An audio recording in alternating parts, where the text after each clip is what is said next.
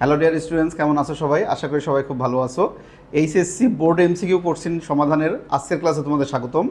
আজকে আমরা আমাদের ফিজিক্স ফার্স্ট পার্টের নিউটনীয় বলবিদ্যা অধ্যায় নিয়ে আলোচনা করতে চলেছি। সো নিউটনীয় বলবিদ্যার যে সকল এমসিকিউ প্রশ্নগুলো বিগত সালে বোর্ড পরীক্ষায় আসছে তাদের মধ্যে মোস্ট ইম্পর্টেন্ট প্রশ্নগুলো আমরা সিলেক্ট করে নিয়ে আসছি তোমাদের জন্য। সো এগুলো যদি আমরা ভালোভাবে প্র্যাকটিস করি, আশা করা যায় পুরো অধ্যায়টা সম্পর্কে তোমাদের ওভারঅল বেসিক কনসেপ্ট ক্লিয়ার হবে। তাহলে আমরা শুধুমাত্র এমসিকিউ এর অ্যান্সার না, এমসিকিউ এর প্রত্যেকটা এমসিকিউ এর সাথে এর যে বেসিক আছে সেগুলো নিয়েও আলোচনা করব। তাই যদি শুরু থেকে শেষ পর্যন্ত পুরোটা আমাদের দেখো, অবশ্যই পুরো অধ্যায় তোমার আবার কী হয়ে যাবে, একবার রিভিশন হয়ে যাবে। সো আসো শুরু করা যাক। প্রথমে আমাদের যে প্রশ্নটি আছে দেখি কি বলা হচ্ছে, যে বলের ঘাত দ্বারা কি বোঝায়। নিউটনের বলবিদ্যা মানে কি? বল সম্পর্কিত নিউটনের যে তিনটা সূত্র আছে, এটাই আমাদের ফার্স্টের অংশের দিকে আছে রৈখিক গতির মধ্যে। তারপরে দ্বিতীয় আমাদের অংশের মধ্যে আবার কি আছে, কৌণিক গতি, জড়তার ভ্রমক, এই সমস্তগুলো আছে। সো আমরা আজকে প্রথম অংশ নিয়ে আলোচনা করি, যে বলের ঘাত। তাহলে বলের ঘাতের সংজ্ঞা কী ছিল? যে কোনো একটা বল যদি কোনো বস্তুর উপর খুবই ক্ষুদ্র সময় ধরে ক্রিয়া করে, তাহলে বল আর বলের ক্রিয়াকালের যে গুণফল তাকে বলা হয় বলের ঘাত। এবং বল আর তাহলে আমরা বলের ঘাতকে যদি আমরা জে দিয়ে প্রকাশ করি, তাহলে জে ইজিক্যাল টু কি এফ ইন্টু টি বলতে পারি, বল আর বলের ক্রিয়াকালের গুণফল। আর বল সমান আমরা কি জানি? ভরবেগের পরিবর্তনের হার।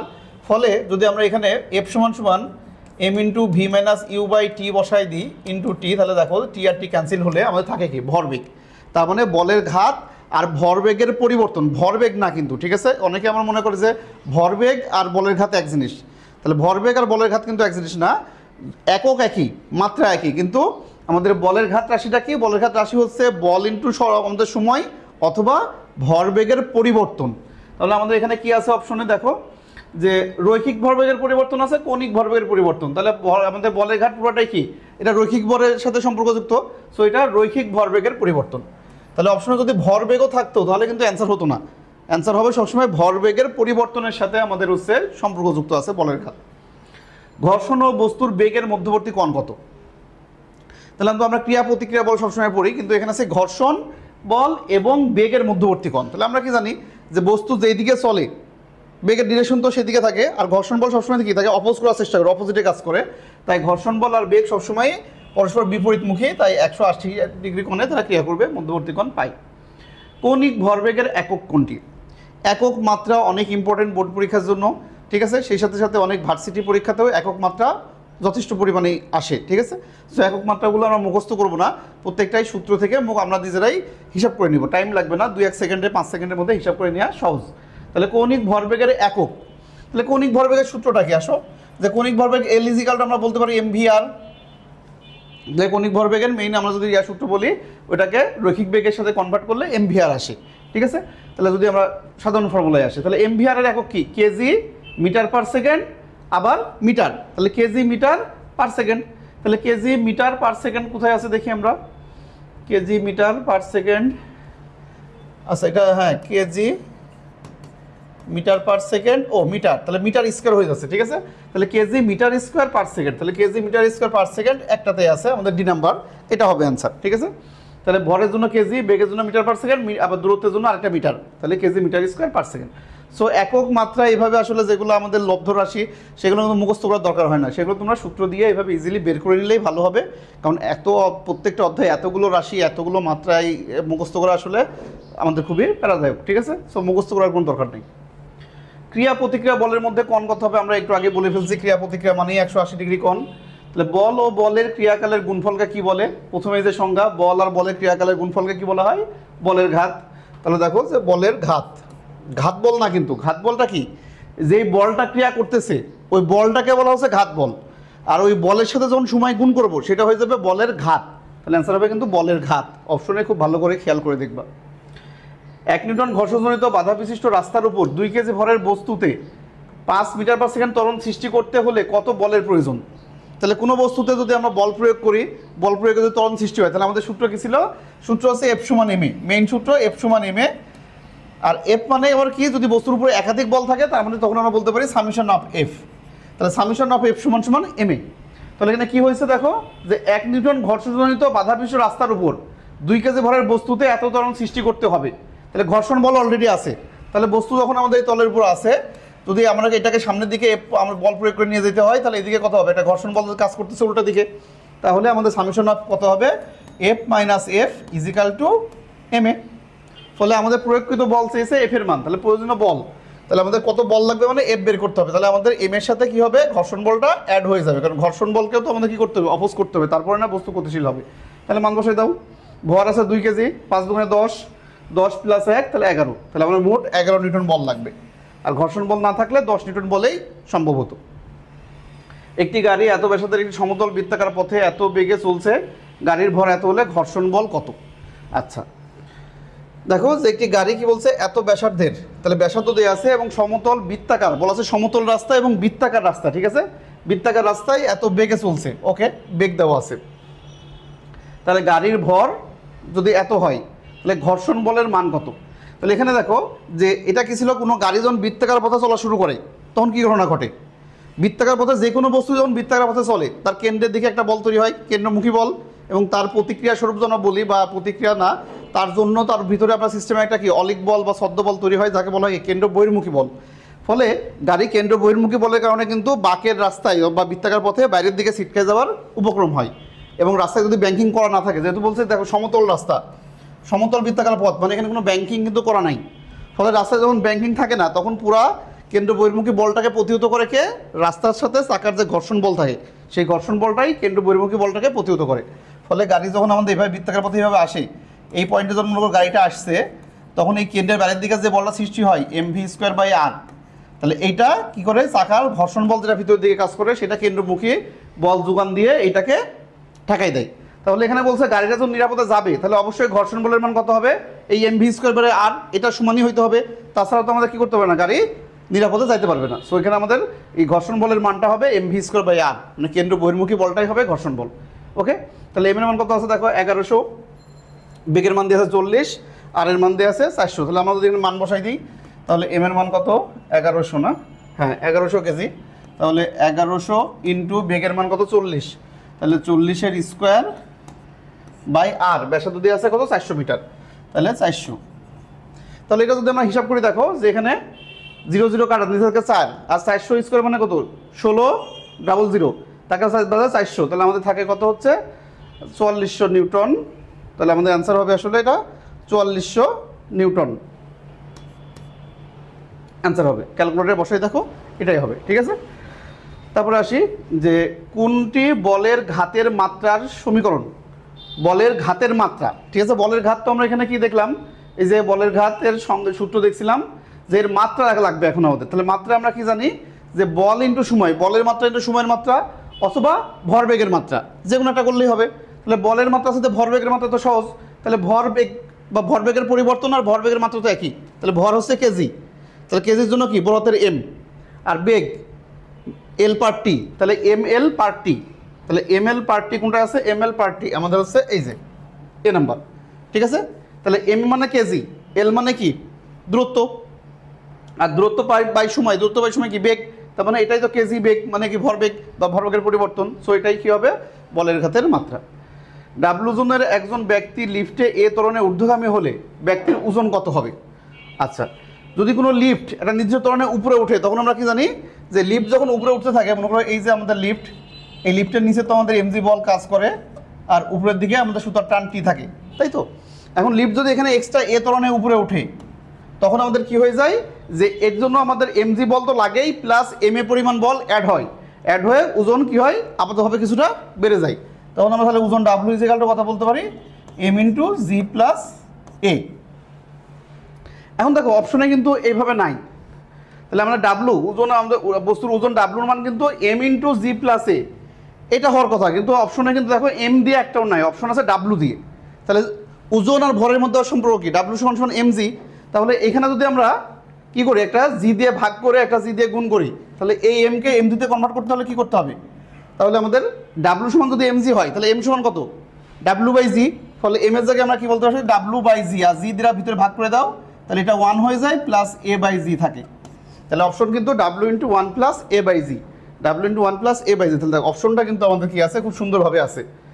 তাহলে অনেকে আমরা সবসময় আমরা মনে করতে পারি এটা হয়তো এম হবে, ভুলে ডাব্লু লিখছে, লিখে যদি তুমি ওই ফরম্যাটটা খুঁজতে যাও তাহলে কিন্তু বিপদ, ঠিক আছে। তাহলে আমরা যে কোনো জায়গায় ভরকে ওজনে কনভার্ট করতে পারি আর ওজনকে ভরে কনভার্ট করে অ্যান্সার করতে পারি, ঠিক আছে। ওকে, তাহলে আসো নেক্সট পেজে যাই। তাহলে আসি 10 নম্বর প্রশ্ন কি বলছে দেখো, যে সুষম দ্রুতিতে ঘূর্ণায়মান একটি বস্তুর উপর কেন্দ্রের দিকে ব্যাসার্ধ বরাবর বল প্রয়োগে কৃত কাজ।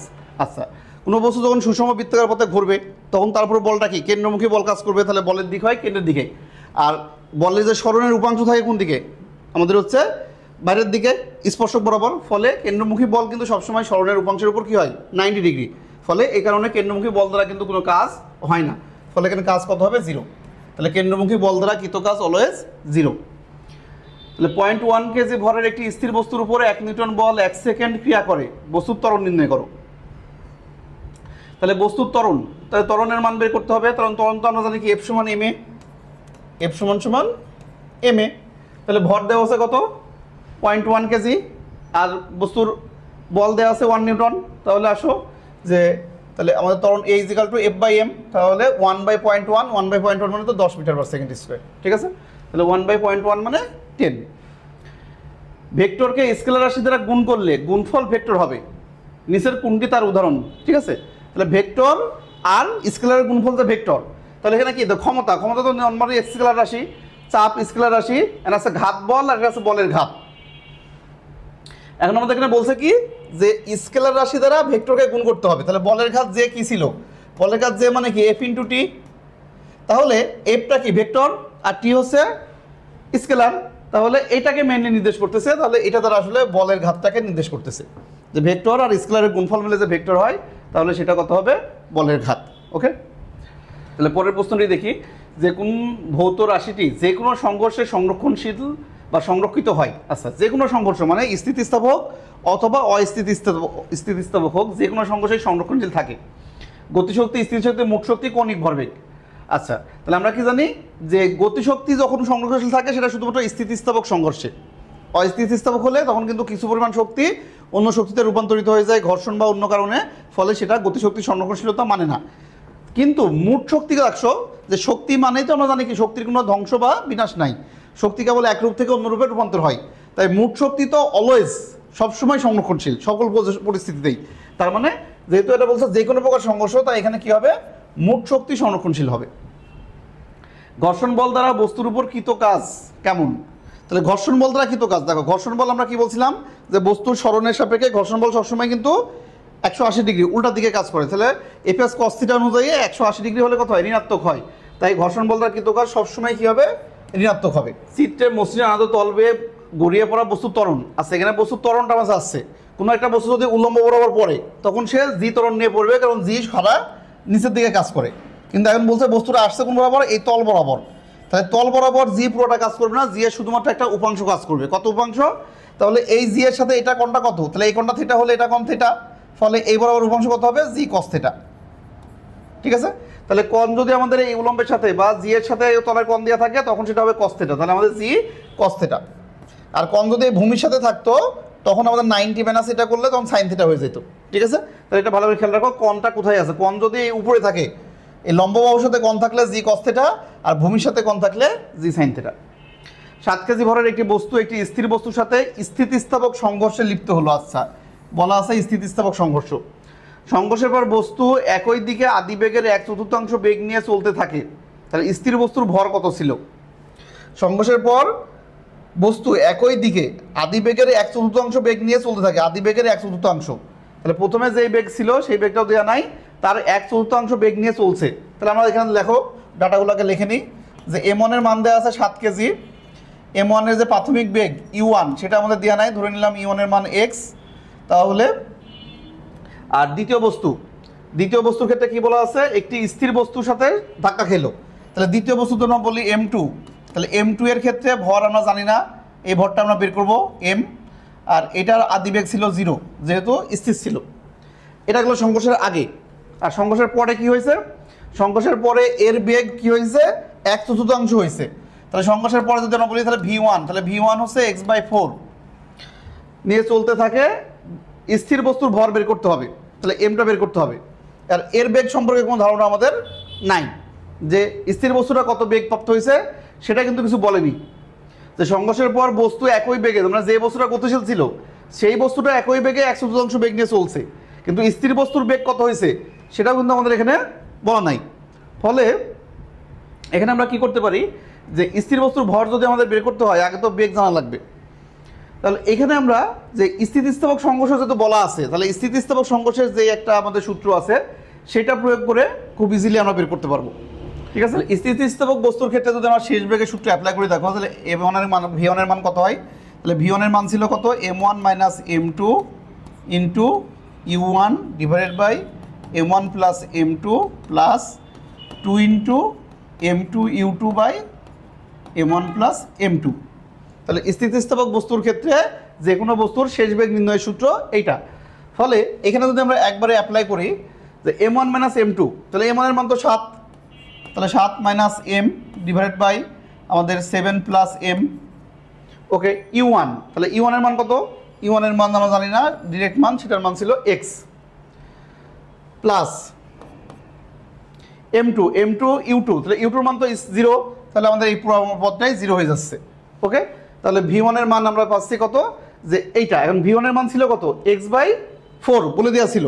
তাহলে V1 এর মান এই পাশে x/4 বসাই দাও, x/4। তাহলে উভয় পক্ষ থেকে আমরা x আর x যদি আউট করে দিই, x আর x বাদ, তাহলে এখান থেকে কিন্তু ক্যালকুলেশন করলে m এর মান ইজিলি পেয়ে যাচ্ছে। তাহলে কত আসে দেখো, যে 7 প্লাস m সমান সমান 28 মাইনাস 4m। তাহলে দুটো এক পাশে করলে 5m সমান সমান কত আসছে? 35। এর আমাদের হচ্ছে 28 মাইনাস 7 করলে 21, তাহলে 21 হচ্ছে। তাহলে 5m সমান সমান 21, তাহলে 21/5, 21/5 মানে 4.1 এর 4.2, তাহলে 4.2। ঠিক আছে, অঙ্কটা কিন্তু খুব ভালো একটা অঙ্ক ম্যাথ ছিল। দেখো যে এখানে আমাদের বস্তুর বেগ, প্রথম বস্তুর আদি বেগ শেষ বেগ ডিরেক্টলি দেওয়া নাই, কিন্তু একটা 1/4 বলা আছে। দ্বিতীয় বস্তুর কিন্তু ভরও দেওয়া নাই, আবার বেগও বলা নাই। তারপরেও কিন্তু আমরা কি করলাম, ভরবেগের যেহেতু স্থিতিস্থাপক বলা আছে, সো স্থিতিস্থাপক সংঘর্ষের সূত্র দিয়ে খুব ইজিলি কিন্তু বের করতে পারলাম। তাহলে এটা কিন্তু খুবই একটা বেসিক ম্যাথ ছিল। তাহলে এই ধরনের ম্যাথও কিন্তু আমাদেরকে দেখো যে কোথায় 22 সালে আসছে অলরেডি। আসলে বর্তমানে MCQ মানে যে শুধুমাত্র ওই ছোটো ছোটো সূত্র দিয়ে না, তাহলে আমাদের বেসিক কিন্তু যে কোনো সূত্রই লাগবে। বলের ঘাতের একক কী? তাহলে আমরা অলরেডি এর আগে কিন্তু পড়ে আসছি, বলের ঘাতের মাত্রা পড়ে আসছে। তাহলে বলের ঘাতের একক কী? তাহলে বলের ঘাত দেখো যে বলের ঘাত সম্পর্কে কত কিছু আসছে। বলের ঘাত নির্ণয় করো, বলের ঘাতের একক, মাত্রা, বলের ঘাতের বৈশিষ্ট্য। তাহলে বলের ঘাতটা আসলে এই MCQ করার জন্য খুবই একটা গুরুত্বপূর্ণ টপিক। তাই বলের ঘাতের অংশটা বা বইয়ে যেটুকু আছে বেসিক, খুব ভালো করে একটু পড়ে নিবা, নিয়ে ক্লিয়ার হয়ে থাকবা। তাহলে বলের ঘাতের একক, তাহলে বলের ঘাত বল ইন্টু সময়, তাহলে নিউটন সেকেন্ড। সো এটা তো আমরা ইজিলি বলতে পারি। এখন আসি নেক্সটে, বলের ঘাতের একক ও নিম্নের কোন রাশির একক একই? এই যে আবার এসছে বলের ঘাতের একক। তাহলে বলের ঘাতে আমরা কি বলছিলাম, বলের ঘাত মানে কি? ভরবেগের পরিবর্তন, তার মানে ভরবেগের সাথে মিলে যাবে। সো ভরবেগ। স্থিতি জড়তার উদাহরণ কোনটি? তাহলে স্থিতি জড়তা মানে কি? কোনো বস্তু যে স্থির আছে সে স্থির থাকতে চাই, তাহলে যে অবস্থায় থাকতে আছে সেটাই, কিন্তু স্থির বস্তুর স্থির থাকার জড়তাকে বলা হবে স্থিতি জড়তা। তাহলে ঘোড়ার গাড়ি টানা না, বড় নৌকার গুণ টানা না, গুণ টানা তো আমাদের জড়তা কিছু নাই। ধুলিময় পোশাক, হ্যাঁ এই যে ধুলিময় পোশাকে যখন আমরা কি করি, আঘাত করা হয়, যেমন একটা চাদর বা কোনো পোশাকে যদি আঘাত, মনে করো ধুলি লেগে গেছে, তাহলে এইভাবে স্থিরভাবে আসে। তুমি যদি লাঠি দিয়ে হঠাৎ করে বাড়ি দাও, তাহলে কি হবে, যে আমরা কাপড়ের উপর বাড়ি দিলেও কাপড়টা কিন্তু হঠাৎ করে সরে যাবে, আর ধুলাগুলো কিন্তু তার স্থিতি জড়তার কারণে ওই জায়গাতে স্থির থাকার চেষ্টা করবে। ফলে যখন কাপড় সরে যাবে, ধুলাটা ওখান থেকে নিচে পড়ে যাবে। তাহলে এইভাবে আঘাত করে করে আমরা জোরে জোরে আঘাত করলে, হঠাৎ করে আঘাত করলে কী হবে, ধুলাটা সেপারেট হয়ে যাবে। তাহলে এইভাবে আঘাতের মাধ্যমে অনেক বালি, ধুলা এগুলো পরিষ্কার করা হয় কাপড় থেকে। সংঘর্ষের পরে বস্তুদ্বয় মিলিত হলে মিলিত বেগ কত আছে? দুইটা বস্তু, একটা এদিক থেকে আসতেছিল, একটা এদিক থেকে, দুটো অপোজিট থেকে আসছে। দেখো দুটো অপোজিট থেকে এসে বলতে সংঘর্ষের পর মিলিত হয়ে চলবে। ওকে, তাহলে আমরা কি জানি যে ভরবেগ। তাহলে প্রথম বস্তুর ভরবেগ কত? প্রথম বস্তু 10, 15, 150। আর এটা যদি বিপরীত দিক থেকে আসছে তাহলে মাইনাস হয়ে যাবে। তাহলে 20 × 5 100, তাহলে 150 - 100 সমান সমান মিলিত অবস্থায় চলবে। তাহলে মিলিত বেগ যদি ভি হয়, তাহলে ভি ইন্টু ভরের যোগফল, তাহলে 10 আর 20 30, তাহলে ভরের যোগফল কত? 30। তাহলে 150 - 100, 50, 50/30, তাহলে 50/30 মানে কত? 5/3। তাহলে 5/3, তাহলে আমাদের হবে 5/3 মিটার/সেকেন্ড। তাহলে 5/3 মিটার/সেকেন্ড। কোন দিকে যাবে তা কিছু বলেনি, তাহলে কোন দিকে যাবে দেখো, বড়টা যে আমাদের এটা যে পজিটিভ, তাহলে আমাদের এখানে পজিটিভ ছিল এটা, তাহলে কিন্তু মিলিত অবস্থায় দুজন যখন সংঘর্ষ হবে, হওয়ার পর মিলিত অবস্থায় এদিকে চলবে। ঠিক আছে, তাহলে কোন দিকে চলবে বললে আমরা বলতাম প্রথম বস্তু যেদিকে যাচ্ছিল মিলিত হওয়ার পর তারা সেই দিকে চলবে। এত দৈর্ঘ্যের একটি ঘড়ির মিনিটের কাঁটার প্রান্তীয় বিন্দুর রৈখিক বেগের মান কত? একটা ঘড়ির কাঁটা দেওয়া আছে, ঘড়ির কাঁটা কি বলছে মিনিটের কাঁটা। তাহলে যে আমরা এই ডিজিটাল ঘড়ি না, কাঁটাযুক্ত ঘড়ি যেটা আছে তার মিনিটের কাঁটার ক্ষেত্রে প্রান্তীয় বিন্দু রৈখিক বেগ। অ্যান্ড রৈখিক বেগের সূত্র আমরা কি জানি, V is equal to omega R. তাহলে আমাদের ওমেগা মান জানতে হবে।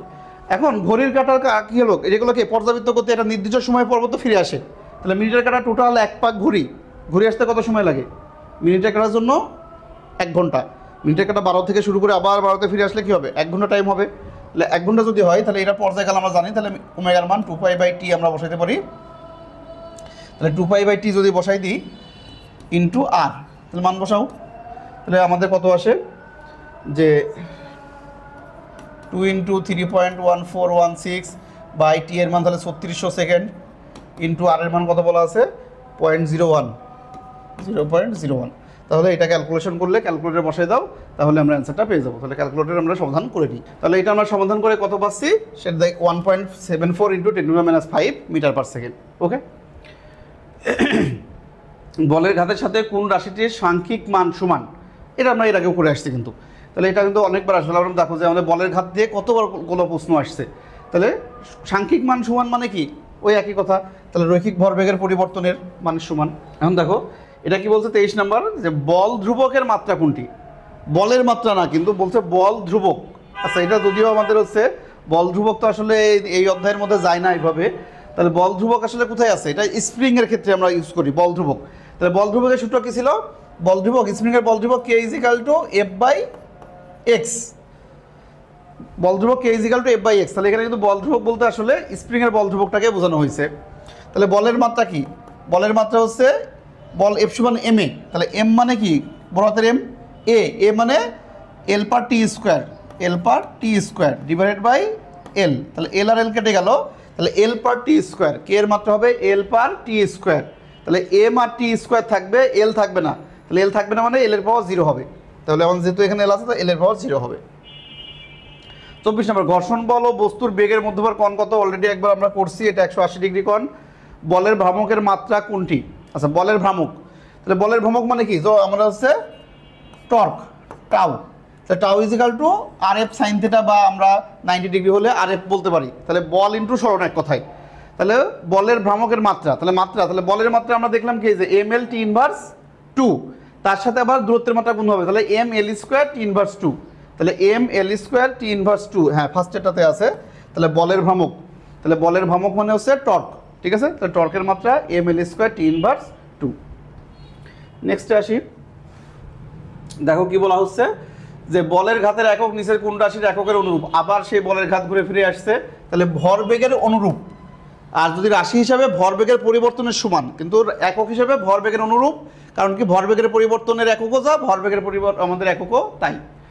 অস্থিতিস্থাপক সংঘর্ষে সংরক্ষিত হয়। তাহলে যেটা অস্থিতিস্থাপক, তখন আমরা কি জানি, শুধুমাত্র ভরবেগ সংরক্ষণশীল থাকে, গতিশক্তির সংরক্ষণশীলতা তখন আর মানে না। আর স্থিতিস্থাপক হলে ভরবেগ এবং গতিশক্তি উভয় সংরক্ষণশীল থাকে। বল ও বলের ক্রিয়াকালের গুণফলকে কি বলা হয়? আবার সেই একই, বলের ঘাত বল দেখাবে না, কিন্তু বলের ঘাত বলা হয়। 3 কেজি ও 4 কেজি ভরের বস্তু দ্বয় এত ভরবেগ নিয়ে একই দিকে চলছে, তাহলে কি ঘটনা ঘটবে? সংঘর্ষের পর তারা একই দিকে চলবে, সংঘর্ষের পর তারা স্থির হয়ে যাবে, সংঘর্ষের পর তারা বিপরীত দিকে চলবে, তাদের মধ্যে কোনো সংঘর্ষই ঘটবে না।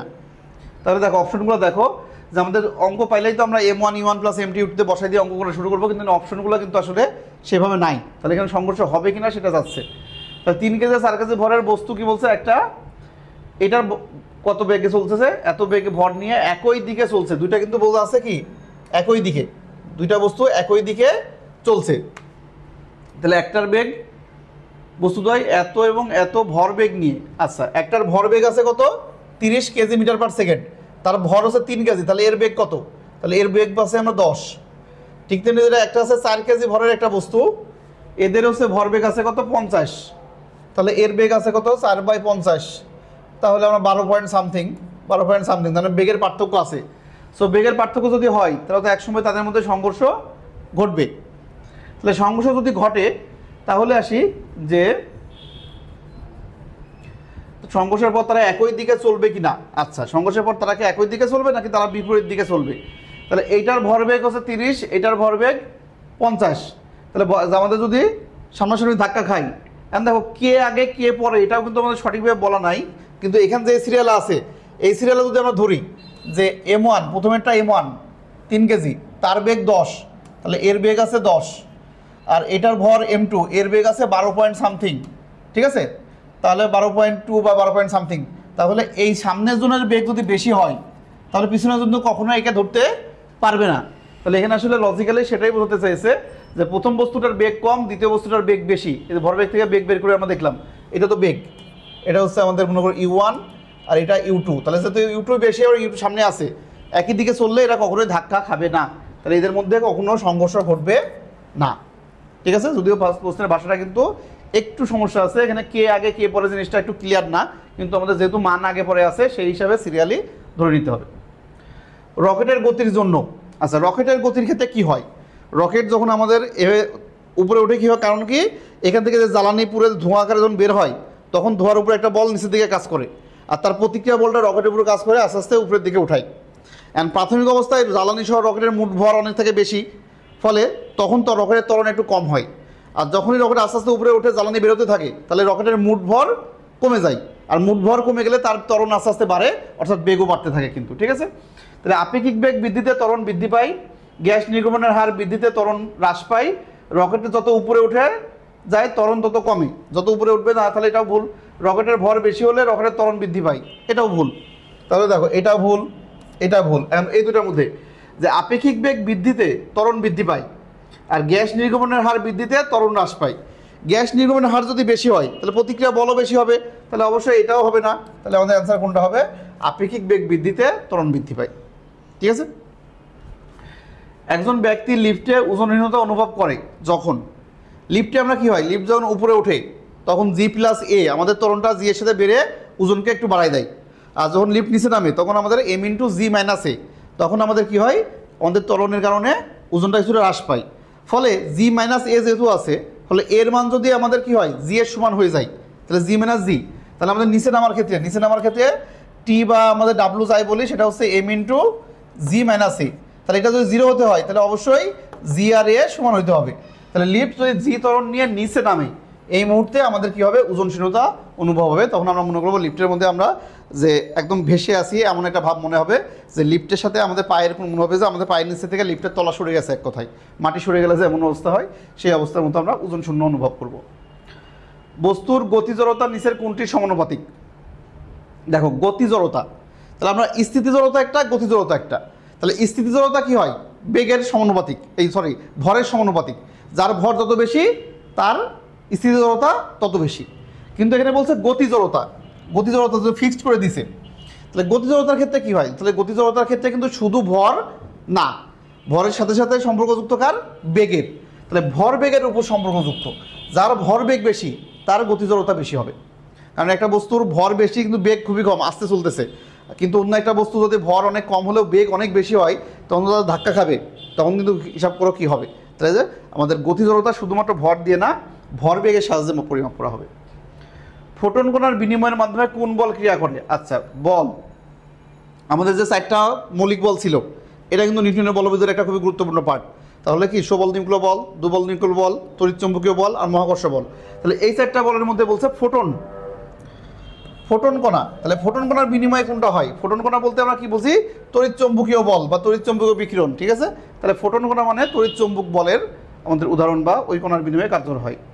কোন কণার বিনিময়ে নিউক্লিয় সবল বল কাজ করে, আচ্ছা সবল নিউক্লিয় বল, এক কথায় সবল নিউক্লিয় সবল বল বা সবল নিউক্লিয় বল উল্টাই লিখছে একই কথা, তাই সবল নিউক্লিয় বল কি হয়, মেসন কণা, তড়িৎচুম্বক হচ্ছে ফোটন, গ্রাভিটন হচ্ছে মহাকর্ষ বল, বোসন হচ্ছে দুর্বল নিউক্লিয় বল, আর মেসন হচ্ছে সবল নিউক্লিয় বল, তাহলে সবল নিউক্লিয় বল বললে মেসন, আর দুর্বল নিউক্লিয় বল কোনো জায়গায় থাকলে সেটা হবে বোসন, ঠিক আছে। মহাকর্ষ গ্রাভিটন আর চুম্বক বল হচ্ছে ফোটন, তাহলে 4টাই আমরা ভালো করে মনে রাখবো। তেজস্ক্রিয় ক্ষয়ের বেলায় কোন বল ক্রিয়াশীল, তেজস্ক্রিয়তা কেন হয়, আমাদের কোনো বস্তুর মধ্যে যখন আমাদের নিউক্লিয়াসের মধ্যে প্রোটন নিউট্রনের মধ্যে দুর্বল নিউক্লিয় বল কাজ করে তখন তাদের বন্ধন ভেঙে ওখান থেকে বিটা ক্ষয় হয়, ফলে তেজস্ক্রিয় ক্ষয় দেখা যায়, তাহলে আমাদের দুর্বল নিউক্লিয় কারণে তেজস্ক্রিয়তা হয় বা পরমাণু নিউক্লিয়াস ভাঙতে থাকে। তাহলে এই 4টা বলের আমরা যে পারস্পরিক এদের তুলনা, শক্তির দিক দিয়ে কে বেশি, এদের রেঞ্জ কত, কোনটা কোন কণার বিনিময় হয়, কোনটার কারণে কি হয়, তাহলে এই 4টা আমরা বল কিন্তু এমসিকিউর জন্য খুবই গুরুত্বপূর্ণ, এগুলো সুন্দর করে বই থেকে পড়ে নিবা। দেখো বস্তুর আণবিক গঠন ও রাসায়নিক বিক্রিয়ার জন্য দায়ী কোন বল? তাহলে যে কোনো বস্তুর আণবিক গঠন বা রাসায়নিক বিক্রিয়া এগুলোর জন্য আমাদের শুধুমাত্র কি তড়িৎচুম্বকীয় বলটাই দায়ী, কারণ এগুলোর সাথে এগুলোর সম্পর্ক নাই। সবল নিউক্লিয় বল, দুর্বল নিউক্লিয় তো শুধু নিউক্লিয়াসের মধ্যে সীমাবদ্ধ। মহাকর্ষ বল তো আমাদের দুইটা ভরের বস্তু, তাদের ভর অনেক বেশি মেনে তাদের সাথে বেশি থাকে দুর্বল ভরের জন্য, এই ইলেকট্রন প্রোটনের মধ্যে তো এদের খুবই নগণ্য। আর দুর্বল আমার তড়িৎচুম্বকীয় বল কি ইলেকট্রন নেগেটিভ চার্জ, কেন্দ্রে প্রোটন পজিটিভ চার্জ, তাহলে এদের মধ্যে এই তড়িৎচুম্বক বলটা থাকে বেশি। এই বলের উপরেই একটার সাথে একটা পরমাণু লেগে থাকে, তাহলে কখন ইলেকট্রন যাবে যাবে না, ইলেকট্রন আমাদের হচ্ছে আরেকটার সাথে বিক্রিয়া করার জন্য এইসবের ক্ষেত্রে এই তড়িৎচুম্বকীয় বলের মানটাই মেইনলি ভূমিকা রাখে। ইউরেনিয়াম, থোরিয়াম ইত্যাদি মৌলিক পদার্থে তেজস্ক্রিয় ভাঙন ঘটে কোন বলের কারণে? তেজস্ক্রিয় ভাঙন একটু আগেই বললাম, তেজস্ক্রিয় ভাঙন হয় কার জন্য? দুর্বল নিউক্লিয় বলের জন্য, তাহলে দুর্বল নিউক্লিয় বল। সাঁতার কাটার ভিত্তি হলো নিউটনের। আচ্ছা, কোন সূত্রের ভিত্তিতে সাঁতার কাটে? আমরা যখন পানিতে সাঁতার কাটা হয় কেমন হয়? এই হাত দিয়ে পানিতে বল প্রয়োগ করি, তাহলে পানিতে বল প্রয়োগ করি কোন দিকে? পিছনের দিকে, কিন্তু আমরা আগাই যাই কোন দিকে? সামনের দিকে। কারণ কি আমরা পানিতে বল দিই আর পানি কী করে? প্রতিক্রিয়া বলটা আমাদের উপর প্রয়োগ করে। তাহলে নিউটনের ক্রিয়া প্রতিক্রিয়া বল আমাদের তৃতীয় সূত্র। ঠিক আছে। নিচের বলগুলোর মধ্যে কোনটি সবচেয়ে শক্তিশালী বল? তাহলে আমরা বললাম চারটা বলের শক্তির মাত্রা। শক্তির মাত্রা কি? সবল নিউক্লিয় বল সবচেয়ে শক্তিশালী। তাহলে শক্তির দিক দিয়ে সবল নিউক্লিয় বল মানে অন্যান্য বলের তুলনায় অনেক অনেক গুণ বেশি। তাহলে সবল নিউক্লিয় বল সবচেয়ে বেশি শক্তিশালী। তারপরেই কি আছে? তারপরে 2 নম্বরে আছে তড়িৎচুম্বক বল, দুর্বল না কিন্তু। তাহলে সবল নিউক্লিয় বলের পরে তড়িৎচুম্বক বল অনেক শক্তিশালী, তারপরে দুর্বল নিউক্লিয় বল, আর মহাকর্ষ বল দুর্বল, শক্তির দিক দিয়ে একদমই কম, খুবই দুর্বল। ঠিক আছে। তাহলে সবচেয়ে শক্তিশালী বললে সবল নিউক্লিয় বল, আর সবচেয়ে দুর্বল বললে মহাকর্ষ বল। 20 কেজি ভরের একটি স্থির বস্তুকে ঘর্ষণহীন তলের উপর দিয়ে এত বেগে গতিশীল করতে কৃত কাজ কত? তা দেখো ঘর্ষণহীন, কোনো ঘর্ষণ নাই, তাহলে কাজ চেয়েছে কত বেগে গতিশীল? এত বেগে গতিশীল। তাহলে একটা বস্তুকে যদি আমরা বেগে গতিশীল যখন করব তখন তার কী হচ্ছে? গতিশক্তির পরিবর্তনটাই কাজ হবে। তাহলে আমাদের গতিশক্তি কত আসছে? 20 × 10², তার মানে 20 × 100, তাহলে 2000। তাহলে 20 × 100 মানে 2000 জুল। যখন কোনো বল কাজ করবে না তখন গতিশক্তির পরিবর্তনটাই আমরা বলতে পারি, বা ধ্রুব বল, ঘর্ষণহীন তলের উপরে যাচ্ছে মানে ধ্রুব বেগে যাচ্ছে, ধ্রুব বল কাজ করবে। ঠিক আছে। এত ভরের একটি গাড়ি এত ঘর্ষণ বলযুক্ত সোজা রাস্তায় এত সমতরণে চললে গাড়ির ইঞ্জিন কর্তৃক প্রযুক্ত বল কত? ইঞ্জিন কর্তৃক প্রযুক্ত বল চেয়েছে আমাদের। তাহলে আমরা জানি এফ মাইনাস ঘর্ষণ বল, তাহলে ঘর্ষণ বল কত আছে? 400। তাহলে প্রযুক্ত বল মাইনাস ঘর্ষণ বল সমান সমান এম এ। তাহলে এম আছে কত? 1500, আর ত্বরণ হচ্ছে 5। তাহলে আমাদের 5 ত্বরণ কত? 75, তাহলে 00। তাহলে এখান থেকে আসে কত? 7900। 7900 মানে 7.9 কিলো নিউটন। মৌলিক বলকে কয় ভাগে ভাগ করা যায়? মৌলিক বল 4 প্রকার। ইন্টারমিডিয়েটিভ, ভেক্টর, বোসন। আচ্ছা, এক কথায় বোসন, আমাদের এইটা বাদ দাও, আমাদের মেইনলি আছে বোসন কণা। ঠিক আছে। তাহলে বোসন কণা কোনটা থেকে হয় বলছিলাম? দুর্বল নিউক্লিয় বল। মেসন সবল নিউক্লিয়, আর বোসন দুর্বল নিউক্লিয় বল। তাহলে এটা হচ্ছে দুর্বল নিউক্লিয় বলের থেকে আমাদের এই কণাটার ক্ষেত্রকণার নাম হচ্ছে দুর্বল নিউক্লিয় বলের ক্ষেত্রকণার নাম হচ্ছে আমাদের বোসন। ওকে। 45 নম্বর কি বলছে? পরিবর্তনশীল বলের ক্ষেত্রে। আচ্ছা, পরিবর্তনশীল বলের ক্ষেত্রে কোনটা হয়? শুধু বলের মান পরিবর্তিত হয়, শুধু বলের দিক পরিবর্তিত হয়, বলের মান ও দিক উভয়ই পরিবর্তিত হয়, বলের মান ও দিক উভয়ই অপরিবর্তিত থাকে। তাহলে পরিবর্তনশীল বল, তাহলে পরিবর্তনশীল বল যেহেতু ভেক্টর রাশি, তাহলে এর মান এবং দিক যে কোনো একটা পরিবর্তন হলেই কিন্তু রাশিটা পরিবর্তনশীল হবে। ফলে আমরা কি বলা হচ্ছে? যে বলের মান ও দিক উভয়ই পরিবর্তন হতে পারে, অথবা যে কোনো একটা পরিবর্তন হলে উভয় পরিবর্তনশীল হতে পারে। ঠিক আছে। এত ভরের একটি ক্রিকেট বল এত বেগে আসছিল, একজন খেলোয়াড় বলটিকে 0.2 সেকেন্ডে থামিয়ে দিল, তাহলে খেলোয়াড় কর্তৃক প্রযুক্ত গড় বল কত? তাহলে গড় বল মানে কি? যে এ ফিজিক্যাল টু ভর বেগের পরিবর্তন এর হার, তাহলে v minus you by t. N কি বলছে? এত ভর, তাহলে ভরের মান 0.25, 0.25, বেগের মান দিয়ে আছে কত? 40। আর ছিল খেলোয়াড় বলকে কী করলো? থামিয়ে দিল। তাহলে থামিয়ে দিলে শেষ বেগ 0, আর আদি বেগ ছিল কত? 40 ডিভাইডেড বাই টাইম দিয়ে আছে 0.2। তাহলে এখান থেকে কত হয়? তাহলে আমরা যদি হিসাব করি যে 25, তাহলে 25 × 4 100/2 50, তাহলে -50 নিউটন। আর যদি মাইনাস অপশনে না থাকলে তখন আমরা মাইনাস বাদেই অ্যান্সার করতাম। বলের ঘাতকে আমরা মডুলাস দিয়ে, মানে বল যেহেতু আমরা বাধাদানকারী বলকে আমরা বাধাদানকারী লেখা থাকলে মাইনাস বাদ দিয়ে দিতাম। এ বিন্দু হতে সি বিন্দুতে একটি বস্তু পৌঁছায়, তাহলে তার গতিটা কেমন হবে? তাহলে এ থেকে সিতে দেখো দাও মুক্ত হয়ে যাচ্ছে, তাহলে সমমন্দন, সমতরণ, সমবেগ, অসমবেগ। তাহলে উপর থেকে যখন নিচে যায় তাহলে অভিকর্ষ ত্বরণ নিচের দিকে কাজ করে। ঠিক আছে। আর এ বরাবর জি এর একটা অংশ কাজ করে, সেটা আমরা এর আগে একবার দেখছি যে জি কস থিটা, যদি উপরে কোণ থাকে জি কস থিটা ত্বরণ নিয়ে চলে, এবং এই ত্বরণটা কিন্তু ফিক্সড, ত্বরণ তো পরিবর্তনশীল না, তাহলে বেগের মান আস্তে আস্তে বাড়ে আর ত্বরণ ফিক্সড, তাহলে এটা কিন্তু সমত্বরণ।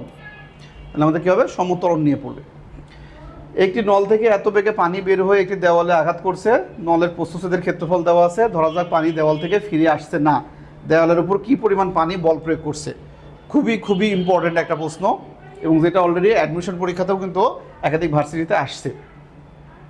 তাহলে কি বলছে দেখো, একটি নল থেকে এত বেগে পানি, মনে করো আমাদের কাছে একটা পানির নল আছে, পাইপ আছে, এই পাইপ দিয়ে পানি বেরোচ্ছে, ঠিক আছে, পানি বেরোচ্ছে, এবং এই পানিটা কি করছে, এত বেগ নিয়ে বেরোচ্ছে, বেগ দেওয়া আছে, দেওয়ালে আঘাত করছে, তাহলে এই সামনে একটা দেওয়াল আছে, তাহলে এই পানিটা যায় এই দেওয়ালে আঘাত করতেছে, এবং বলা আছে এই পানি দেওয়ালে আঘাত করে আর ফিরে আসছে না, দেওয়াল থেকে ফিরে আসে না, মানে আঘাত করে শেষ বেগ 0 হয়ে যাচ্ছে।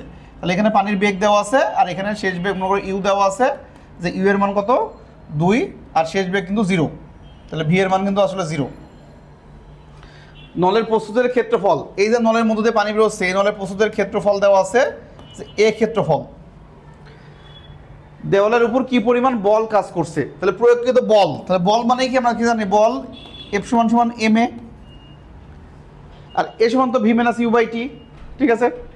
এখন আমাদের লাগবে কি, যে ভর, ভর লাগবে, আবার এর মানও আমাদের হচ্ছে সরাসরি ভি এ মাইনাস ই দেওয়া আছে, টাইমের কথা কিন্তু বলা নেই, ঠিক আছে, ওকে। তাহলে এখন দেখো যে কোনো কিছুর ভর, ভর আমরা কি জানি, যে পানির যে আমরা কি আমাদের হচ্ছে ঘনত্ব জানা আছে, ফলে ঘনত্ব যখন জানি তাহলে রো ইন্টু ভি লিখতে পারি, তাহলে ভর সমান সমান রো ইন্টু আয়তন। আয়তন যেহেতু ক্ষেত্রফল আছে, তাহলে আমরা ধরে নিলাম আপাতভাবে যে এই নলের দৈর্ঘ্যটা, যে নলের যে দৈর্ঘ্য সেটা হচ্ছে এল, তাহলে আমরা ক্ষেত্রফল কি, ক্ষেত্রফল এ ইন্টু এল লিখতে পারি, ওকে। ত্বরণ, ত্বরণ মানে কি, যে বেগের পরিবর্তন বাই সময়, তাহলে বেগ যেহেতু আমাদের ছিল এটা, এখানে 0, তাহলে বেগের পরিবর্তন তো ভি থাকছে, আমাদের যেহেতু শেষ বেগ 0 বলা আছে, বাই টি। এখন দেখো এখানে যেহেতু এল নাই, আবার এল বাই টি, এই রাশিটা আবার কিসের সমতুল্য, বেগ, যে পানি যে দূরত্ব অতিক্রম করে যাচ্ছে 22টি, তাহলে এল বাই টি মানে আবার সে পানির যে বেগ ছিল সেটার সাথে আসি, তাহলে এল বাই টি যদি বেগ হয় তাহলে রো এ ভি স্কোয়ার, তাহলে এ ফিজিক্যাল টু কিন্তু আমরা বলতে পারি রো এ ভি স্কোয়ার। তাহলে একটা নল দিয়ে পানি যদি আমরা দেওয়ালে ফেলা হয়, একটা ভি বেগে গিয়ে যদি আঘাত করে ফিরে না আসে, তাহলে সেই দেওয়ালের উপর কত বল কাজ করবে, রো এ ভি স্কোয়ার।